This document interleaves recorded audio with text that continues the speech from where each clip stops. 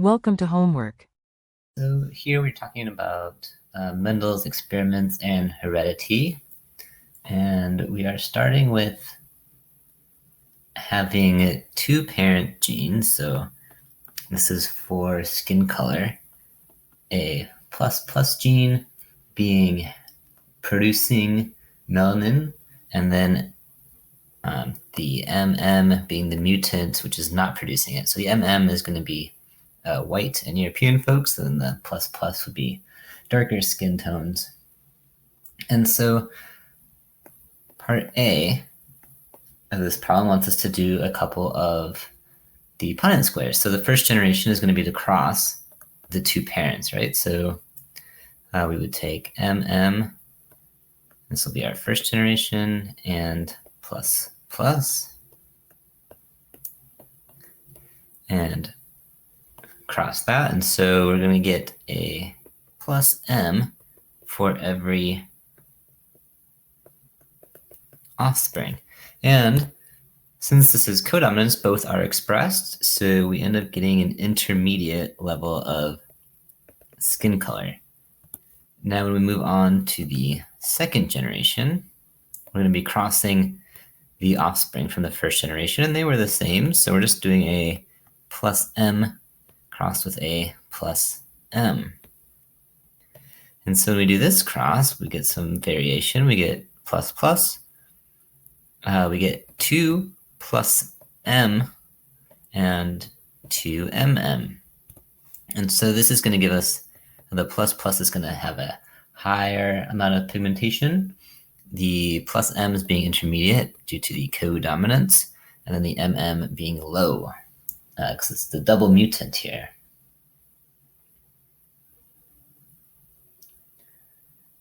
Okay, and so part B wants us to do a little drawing. And so a sister chromatid, right, is when we have the two chromosomes connected there. Now our parents from the F1 generation were homozygous. We would have an MM, and then another sister chromatid from parent number 2, which was plus plus. And anaphase 2 is the one where it splits up into the gametes, right? So we're going to end up with one gamete that has an M, and we'll have another one that's the same way. And then this one will also split up into two gametes, of course, with the plus. And so how these gametes relate is that they are what we're putting in the sort of column headings, you could call it, and the row headings. So these gametes are the information we're using to create our crosses.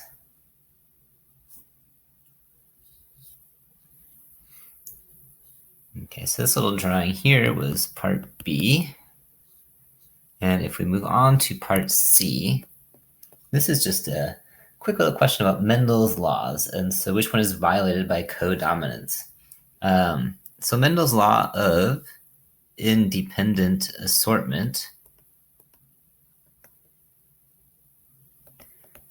basically states that one allele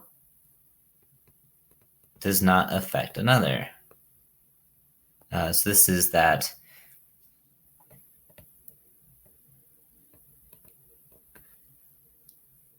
if your allele for height maybe doesn't affect your allele for eye color, but in the case of codominance,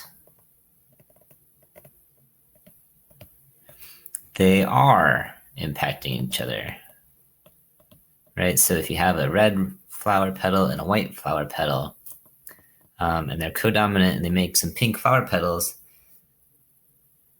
then the white one is making the red one lighter, or the red one is making the white one darker, but they do affect each other. So it's going to be this law of independent assortment, which is violated. Okay, now we move on to part D. So this is a long problem here, and we are given a grid. So we have the phenotype of high, intermediate, and low. And we are able to observe some quantities. Okay, so we have 1206 for high, 2238 for intermediate, and 1124 for low. And we want to know what we would expect. Well, if we go back up real quick to our Punnett square, we can see that 25% are going to have a high. We would expect 1 out of 4 or 25% to have the high phenotype, and 1 out of 4 or 25% to have the low phenotype. And then 50% to have the intermediate, because we see that one twice.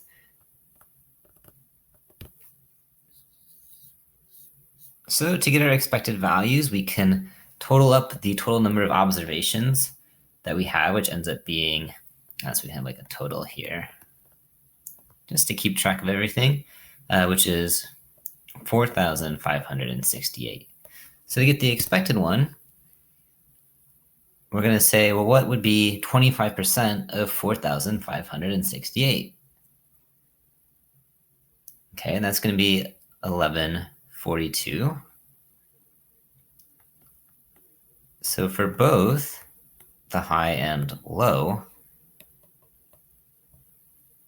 expressions, we would expect to see 1,142 out of 4,568 with those phenotypes. And then we want 50% of this value for the intermediate, and that would be 2,286. So if it turned out exactly perfect, that's what we would expect to see. Of course, it rarely occurs that way, and our numbers are slightly off. So we would then want to move on to part E here, and we want to say, well, how off are they? Are they close enough to be considered correct or not? Right, so that's what we used the chi-square test for. Because we never expect our observations and the expected values to be identical. So here, the chi-square test is going to be equal to the sum of the observed values minus the expected values squared over the expected value. So in our case, this ends up being equal to, say, 1,206 minus 1,142. So that was our observed minus our expected value over the expected value, 1,142. And this was squared at top here. So plus, which is the same thing for the intermediate value, which was 2,238 minus 2,286 squared over 2,286 plus, and then the last one, 1,124 minus 1142 over 1142. Okay, and so we use our calculator, and this is about equal to 4.87.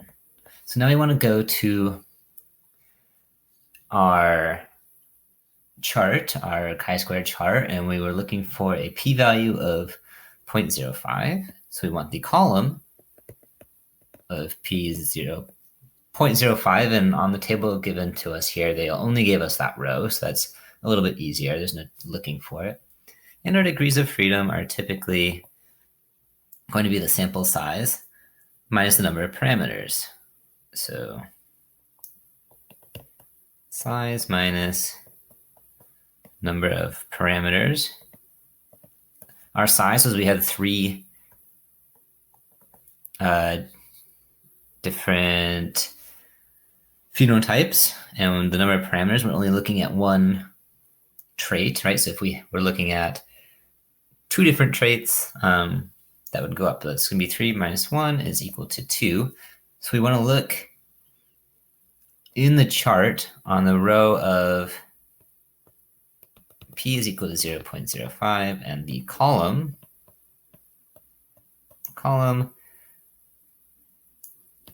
where the degrees of freedom is equal to 2. And when we do that, we see the number 5.99. Okay, and the number we got when we did our chi-square test was 4.87. Okay, well, so since 4.87 is less than 5.99, then we get a significant value. So since it's significant, we can say with a 95% confidence that the wild-type mutant are indeed co-dominant. Okay, and so that concludes this rather lengthy problem here.